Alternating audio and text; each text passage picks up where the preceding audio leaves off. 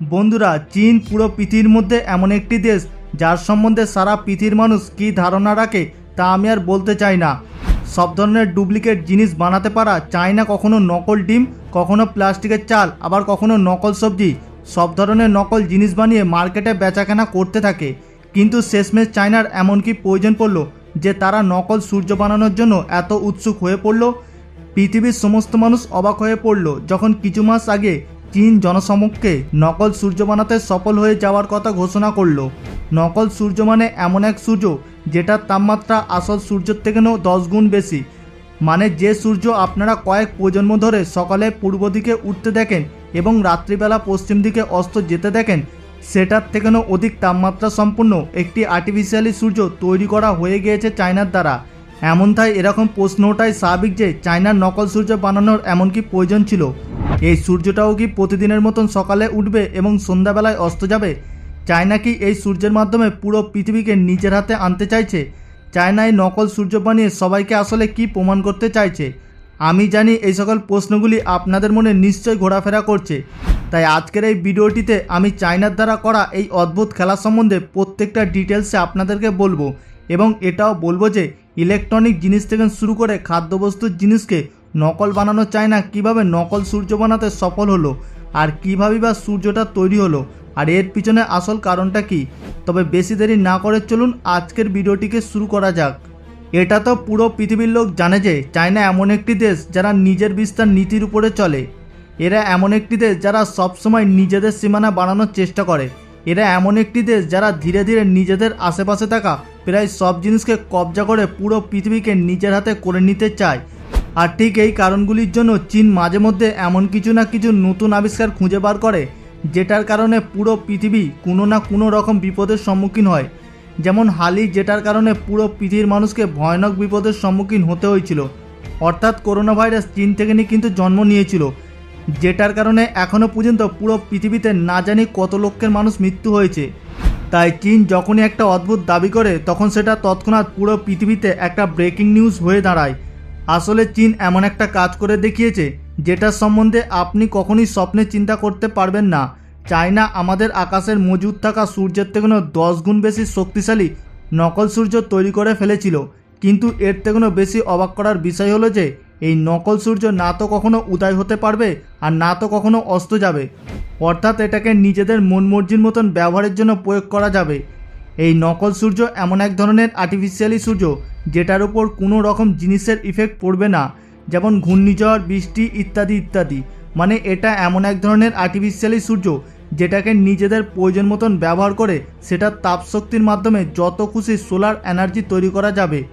এবার এই সব কিছু জানার পর আপনাদের মনে এই প্রশ্নটা নিশ্চয়ই উঠেছে যে যখন আমাদের আকাশে আগে থেকেই একটি শক্তিশালী সূর্য রয়েছে তারপরও কেন চীনের নকল সূর্য বানানোর প্রয়োজন হলো? তাহলে কি নকল সূর্য বানানোর পিছনে চীনের কোনো খারাপ উদ্দেশ্য রয়েছে? চীন কি সারা বিশ্বকে আবার নতুন বিপদে ফেলার প্ল্যান করছে? বন্ধুরা, সর্বপ্রথম আপনাদের এটা জানার দরকার যে সূর্য থেকে নির্গত হওয়ার শক্তি আমাদের জন্য অনেক প্রয়োজনীয়। সূর্য থেকে নির্গত হওয়ার শক্তির মাধ্যমে বিদ্যুৎ উৎপাদন করা হয়, কারণ সূর্যের উষ্ণতার মধ্যে ইলেকট্রন মজুদ থাকে আর সেটার মাধ্যমে ইলেকট্রনিক জেনারেটর তৈরি হয়। আর এই কারণে পুরো পৃথিবীর লোক সোলার প্যানেল লাগিয়ে সোলার এনার্জিকে স্টোর করতে চায়, কারণ এতে খরচের পরিমাণ অনেকটাই কম। সূর্য থেকে নির্গত হওয়ার শক্তিকে রিনিউয়েবল এনার্জি সোর্সও বলা হয়ে থাকে, অর্থাৎ এটা শক্তির এমন এক উৎস যেটা কখনোই শেষ হবে না। আপনারা এটা জানলে আরও অবাক হবেন যে চায়না 2006 সালে এই কৃত্রিম সূর্যের ওপর কাজ করা শুরু করে দিয়েছিল। চায়না এই বিপজ্জনক প্রজেক্টটার নাম রেখেছিল ইস্ট।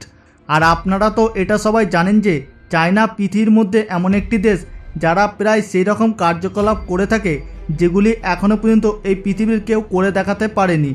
আর এই কারণে প্রায় 15 বছরের কঠোর পরিশ্রমের পর চায়না শেষমেশ নকল সূর্যকে তৈরি করতে সফল হয়েছে। এরপর আপনারা এটা জানলে আরও অবাক হবেন যে চায়না কেবলমাত্র নকল সূর্য বানানোর দাবি করেনি, বরং ওই নকল সূর্য থেকে 100 সেকেন্ডে পর্যন্ত 120 মিলিয়ন ডিগ্রি সেলসিয়াস তাপমাত্রা উৎপন্ন করেছে। এবং এটার থেকে আরও অবাক করার বিষয় হলো এটাই যে এই নকল সূর্যের তাপমাত্রা আসল সূর্যের তুলনায় 10 গুণ বেশি। চায়নার এই এক্সপেরিমেন্টের পর চায়নাই একমাত্র দেশ হিসাবে গণ্য হয়েছে যারা এত বেশি রিনিউয়েবল এনার্জি তৈরি করতে সক্ষম হয়েছে। হয়তো এই কথাটাই আমাদের বিশ্বাস হবে না যে চায়নার এই এক্সপেরিমেন্টে এই 2 মিনিটের পর নকল সূর্যের তাপমাত্রা 160 মিলিয়ন ডিগ্রি সেলসিয়াস পর্যন্ত পৌঁছে গিয়েছিল। এই ভিডিওটিতে আপনি যে বড় মেশিনটিকে দেখতে পাচ্ছেন, এটা সেই মেশিন যেটার সাহায্যে চায়না এই বিপজ্জনক এক্সপেরিমেন্টটাকে করেছিল। এবার হয়তো আপনাদের মনে আরও একটি প্রশ্ন তৈরি হয়েছে যে চায়না কেন এত অধিক তাপমাত্রার শক্তি তৈরি করবার প্রয়োজন পড়ল, যখন আমাদের আকাশে মজুদ থাকা সূর্য থেকেই এত বেশি পরিমাণ শক্তি আসে, যেটার হাত থেকে বাঁচার জন্য আমাদের এসি বা কুলার না জানি আরও কত কিছু জিনিসের প্রয়োজন পড়ে। তবে আসল সূর্য থেকে নির্গত হওয়া এত শক্তি থাকার পরও কেন তার থেকেও বেশি শক্তি উৎপন্ন করার প্রয়োজন পড়ল চায়নার? এর কারণে সর্বপ্রথম আপনাদেরকে বলে দিই যে আর্টিফিশিয়ালি সূর্য বানানোর স্বপ্ন 1985 সালে 35টি দেশ মিলে দেখেছিল। এটা জানলে অবাক হবেন যে এই নকল সূর্য বানানোর প্রজেক্টে 35টি দেশ যুক্ত ছিল। এই দেশগুলির মধ্যে আমাদের ভারতও ছিল। এই সব কটি দেশ মিলে সিদ্ধান্ত নিয়েছিল যে ফ্রান্সের প্যারিসে এই আর্টিফিশিয়ালি সূর্যটি তৈরি করা হবে। কিন্তু দুর্ভাগ্যবশত আজ থেকে 35 বছর আগে দেখার স্বপ্নটা আজও অসম্পূর্ণ হয়ে রয়েছে। কিন্তু অন্যদিকে পুরো পৃথিবীকে নিজের হাতে করে নেওয়ার ইচ্ছা থাকা চায়না এই প্রজেক্টের উপর খুব মনোযোগ সহকারে কাজ করতে থাকে এবং বর্তমান সময় 35টি দেশের স্বপ্নটা তারা সত্যিতে পরিণত করে দেয়। এটা নয় যে কেবলমাত্র চীন দেশই এই প্রজেক্টের উপর কাজ করেছিল, ফ্রান্সও এরকম প্রজেক্টের উপর কাজ করেছিল এবং হতে পারে 2025 সালের মধ্যে তাদের এই প্রজেক্টটি সফল হয়ে যেতে পারে। এদের ছাড়া সাউথ কোরিয়াও এরকম ধরনের একটি প্রজেক্টের উপর কাজ করেছে এবং তারা প্রায় অনেকটাই সফল হয়ে এসেছে।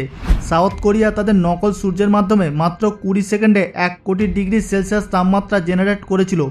কিন্তু একটা কথা আমাদের আজকে মানতেই হবে যে প্রজেক্টটির উপর সব দেশ এখনও পর্যন্ত পরীক্ষা নিরীক্ষা চালাচ্ছে, সেখানে চীন বাজিমাত করে ফেলেছে।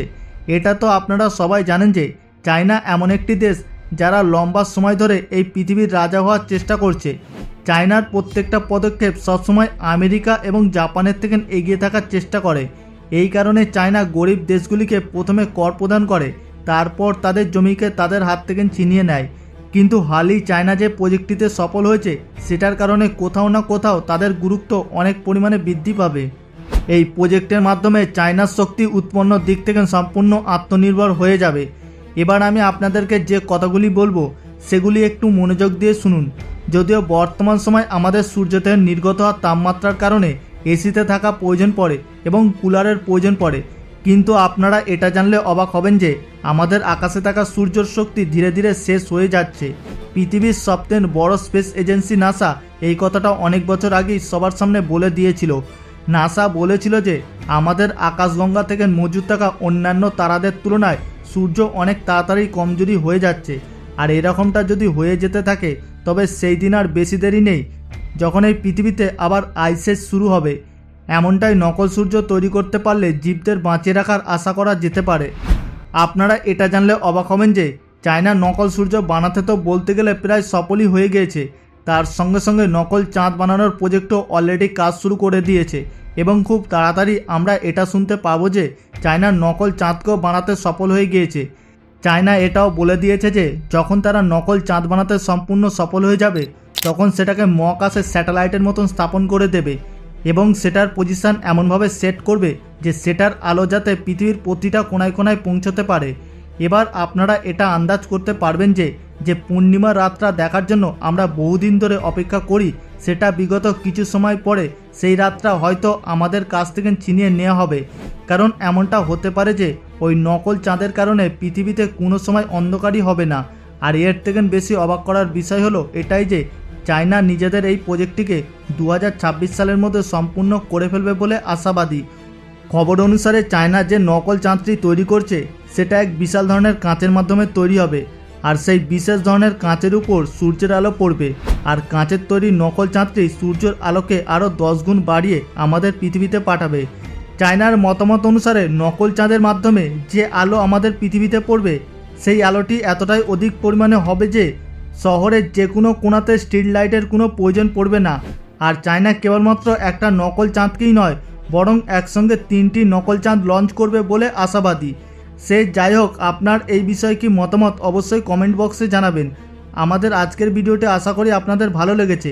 যদি ভালো লেগে থাকে তাহলে লাইক, কমেন্ট এবং শেয়ার করবেন।